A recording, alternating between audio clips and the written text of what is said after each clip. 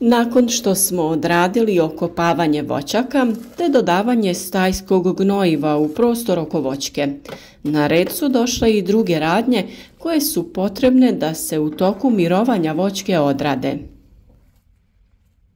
Stabla voćaka smo također pošpricali, odnosno odradili jesensku zaštitu bakrom i na taj način u većoj mjeri uništili uzročnike raznih oboljenja koje napadaju naše voćke u drugom dijelu godine. Dok su u fazi mirovanja, potrebno je odraditi i sanaciju oštećenja koja su nastala mehaničkim oštećenjem ili nekim oštećenjem uslijed promjene temperature, odnosno starosti debla. Na našem kanalu možete naći videe na kojima smo pokazali način gnojidbe voćki kao i sanaciju kore naših starih voćaka. Svakako je vrijedno da kliknete na zaprati kako bi na vrijeme odradili sve poslove koje vam iz iskustva prenosimo i predlažemo naš način uzgoja biljaka. Na taj način ćete podržati naš rad, a možete i ostaviti like ukoliko vam je video bio koristan ili ga podijeliti sa prijateljima na društvenim mrežama. Jedna od nezaobilaznih aktivnosti u voćnjacima velikog broja voćara tokom zimskih mjeseci je krečenje. Ova zaštitna mjera provodi se od pojedinačnih stabala na okućnicama pa sve do intenzivnih nasada na većim proizvodnim površinama.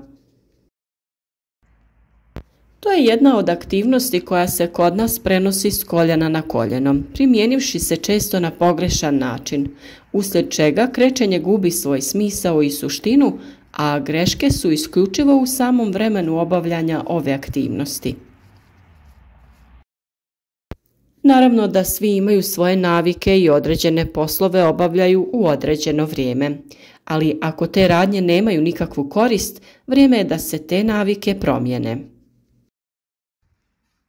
A s obzirom da svako ima svoje mišljenje i uvjerenja, nakon što poslušate video do kraja i argumente koje mi iznosimo, pišite nam u komentarima da li se slažete, kako i kada vi odrađujete ove poslove. Onako u prolazu razgledajući, često iz znatiželje kako izgledaju voćke u različitim nasadima, jedna stvar često čovjeku upadne u oko, a to je krečenje u martu i aprilu.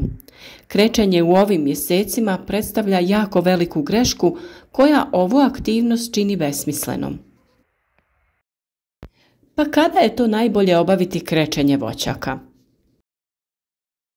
Ovo je pitanje od krucijalnog značaja, jer krečenje je potrebno isključivo obaviti u periodu od trenutka otpadanja lišća do pojave prvih mrazeva, što znači prije početka zime.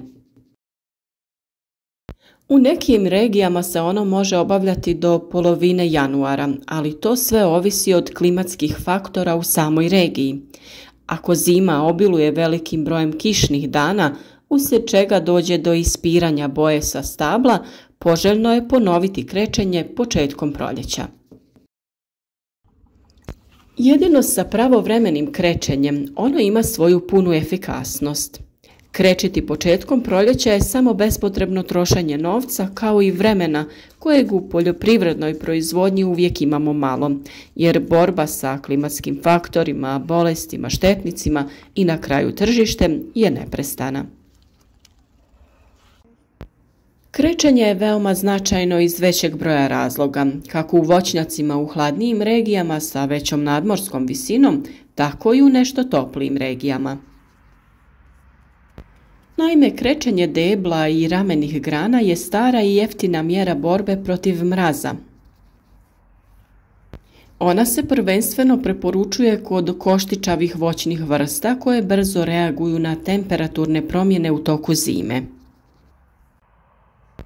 Okrečena stabla se sporije zagrijavaju jer bijela boja odbija sunčeve zrake, čime se smanjuje zagrijavanje kore voćaka, a samim tim i usporava kretanje vegetacije. Nagle temperaturne oscilacije u toku dana i noći, kada je kambijum počeo aktivnost, dovode do pucanja kore, uglavnom sa južne i jugozapadne strane gdje su kolebanja najveća.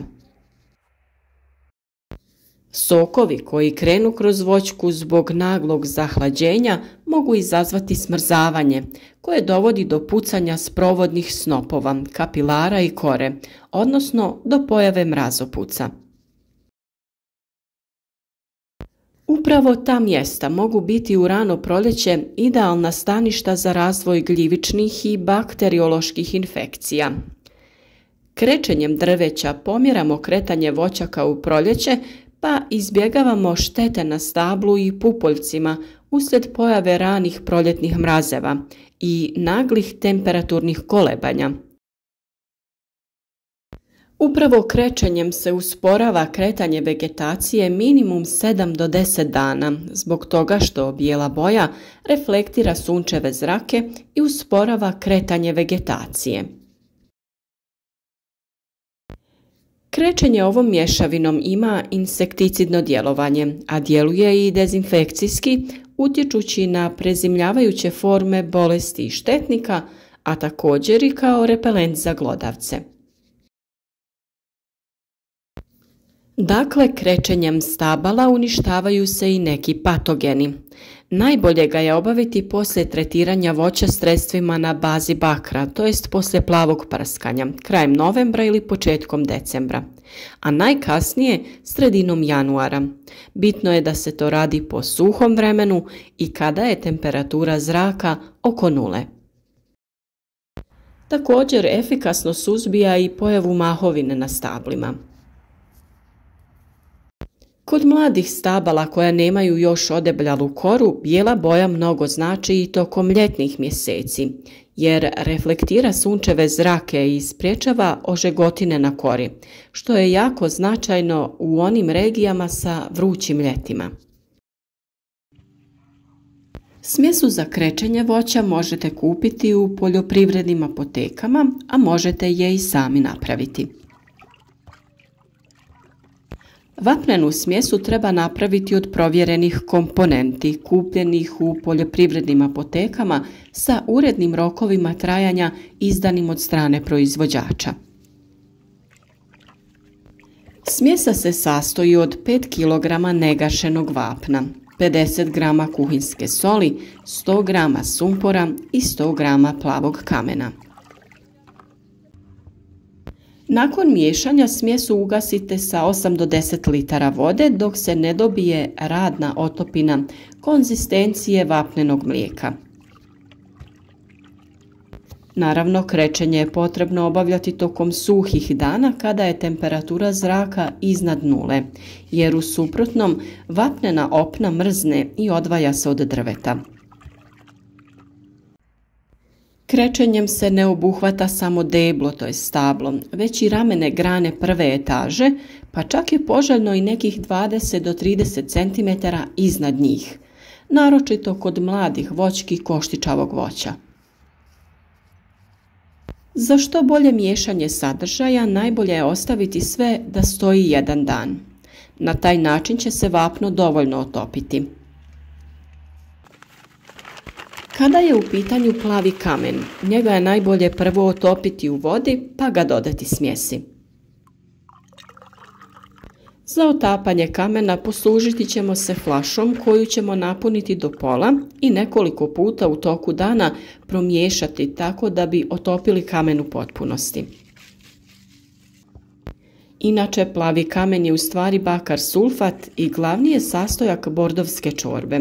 To je fungicid i baktericid koji štiti voćke i povrtlarske biljke od gljivičnih i bakterijskih oboljenja. Pored modrog kamena koristiti ćemo i sumpor. Sumpor će djelovati kontaktno i isparavajuće na štetočine koje prezimljavaju na voćki kao i na biljne bolesti. U kombinaciji sa vapnom djelovanje je dugotrajnije i bolje, jer vapno produžava djelovanje tog preparata. U prvom redu sumpor djeluje na biljne uši kao i na grinje, koje predstavljaju sve veći problem u voćarstvu. Kod primjene sumpora u kombinaciji sa vapnom treba paziti kada se odrađuje tretman. Bitno je naglasiti da pupoljci ne smiju biti otvoreni, već se tretman mora odraditi kada su pupoljci potpuno zatvoreni, jer ova mješavina može uništiti mlado osjetljivo tkivo u pupoljku. Na ovo obavezno treba obratiti pažnju ako se sredstvo nanosi prskanjem po čitavom stablu voćke. Sol u ovoj mješavini ima funkciju da se naš preparat što bolje kristalizira. Mi ćemo ovo sredstvo koristiti za tretman po kori drveta, tako da ne moramo gledati stadij u kojem je biljka. Krečenje je najbolje obavljati četkom kojom je potrebno dobro napuniti pukotine u kori i račve grana. Tokom krečenja smjesu je također potrebno sa vremena na vrijeme promiješati kako ne bi došlo do taloženja. Prilikom krečenja boja na stablu će biti prozračna jer je još uvijek vlažno, ali sušenjem će doći do pojave bijele boje.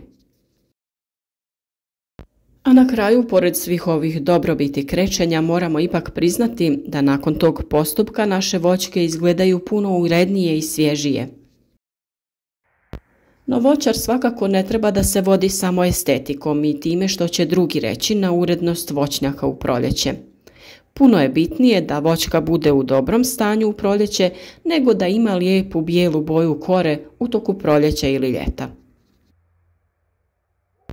Ipak zbog svega toga preporučujemo da se krečenje radi 2 puta i to na kraju jeseni ili početkom zime, a drugi put na početku proljeća.